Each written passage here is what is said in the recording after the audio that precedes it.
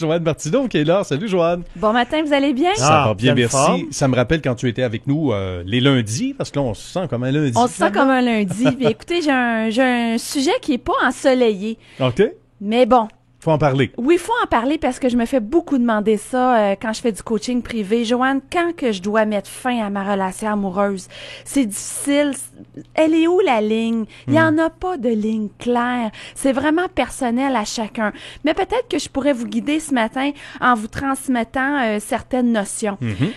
C'est sûr que c'est normal d'avoir des hauts, des bas. C'est normal de remettre sa vie de couple en question. Ça fait partie d'un développement, d'une évolution. Alors, c'est tout à fait normal.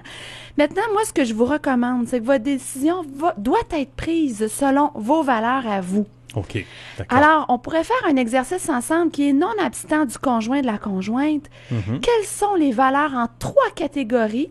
La première étant, c'est inébranlable. Faut pas toucher à ça. Bon. Par exemple, le respect. Il y en a pour qui c'est très, très, très important. Ils ne pourraient pas être dans une relation qu'on manque de respect.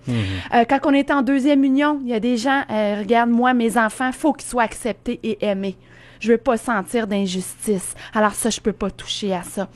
Alors voilà, en deuxième étape, ça, je suis capable de mettre de l'eau dans mon vin, ma deuxième catégorie. Puis ma troisième, ben écoute, si tu veux peinturer le mur bleu ou le mur mauve, moi, ça m'est complètement égal. C'est OK? pas l'essentiel dans ma vie. C'est pas l'essentiel. Alors, ce qui est important maintenant, c'est votre première catégorie. Le respect, l'amour des enfants, c'est personnel à chacun. Okay? Je dois être ce que je veux recevoir. Donc, moi, je dois être respectueuse. Si je suis en deuxième union, mon conjoint a des enfants, je dois les aimer, les accepter aussi si je veux que les miens le soient. Alors là, vous me voyez venir avec mes grands sabots. Ben oui. Lorsque vous êtes et vous ne recevez pas ce que vous êtes, ça veut dire je suis respectueuse, mais je reçois de l'irrespect. Je suis aimante, mais je reçois vraiment, je suis traitée comme une moins que rien. Et ça perdure pendant un certain temps. Et le certain temps, c'est à vous de le déterminer selon votre batterie d'énergie à vous, selon vos sentiments à vous et votre capacité de gérer tout ça. Ça se peut une mauvaise passe, qu'on donne quelque chose de positif, on reçoit du négatif, mais parce que le conjoint ou la conjointe vit quelque chose de difficile momentanément. C'est possible. C'est possible. Maintenant, si ça perdure et ça perdure, vous sentez que vous ramez tout seul, ça fait un bon moment, vous êtes allé chercher des outils, vous avez consulté, vous ramez seul, vous communiquez avec l'autre, il n'y a pas d'ouverture, alors là, ça sent moins bon, OK? Ouais. Il y a beaucoup plus de conflits que de moments positifs, de moments harmonieux. Donc, ça devient de plus en plus lourd, mais pourtant, vous essayez d'être le plus possible léger et harmonieux. Quand les défauts, les bobettes sales qui traînent, c'est vraiment que ça qui existe quand vous regardez l'autre personne. Ça vient vous chercher. Ouais. Il n'y a plus rien qui fonctionne. Ça prend le dessus sur même le sentiment possible, le positif que vous aviez auparavant. Ça prend le dessus même sur la compassion, de dire, ah ben là, il est d'une mauvaise passe, il se laisse traîner. Quand ça perdure, puis ça prend le dessus, ça commence à être un petit peu plus problématique. Les pièges à éviter, s'il vous plaît, avant de prendre une décision. Il y en a qui font le tour quasiment de la belle famille, des amis. Ils demandent l'opinion. C'est typiquement féminin, ça, en passant. De demander l'opinion de maman, papa, surtout des générations antérieures. Ils peuvent nous conseiller, dire, ben écoute, nous, ma petite fille, on endurait pas mal plus que ça.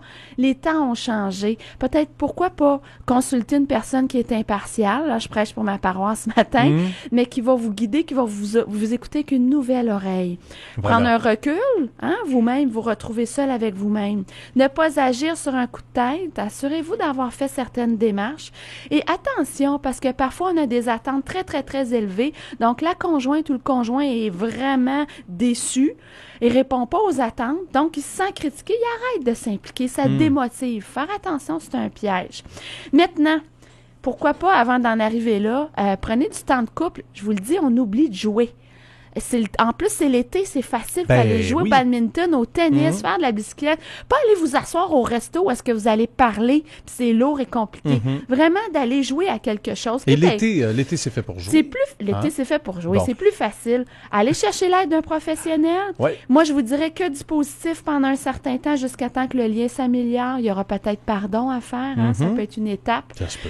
Mais à la base, là, lorsque les deux conjoints sont ouverts à évoluer, sont prêts à mettre de l'eau dans leur vin, sont prêts à pagayer ensemble, pour moi, ce n'est pas encore la fin. Bon, il y a toujours de l'espoir. Oui, je C'est vous clair. embrasse. Ben, nous aussi, C'est Joanne. difficile de garder l'harmonie et d'être amoureux dans les années dans lesquelles on vit. Le rythme est tellement rapide. Ouais. Donnez-vous la chance de vivre votre vie de couple. Pas fou, ça, puis on retient ça qu'il faut aller jouer. Oui, Faut aller jouer. ayez du plaisir.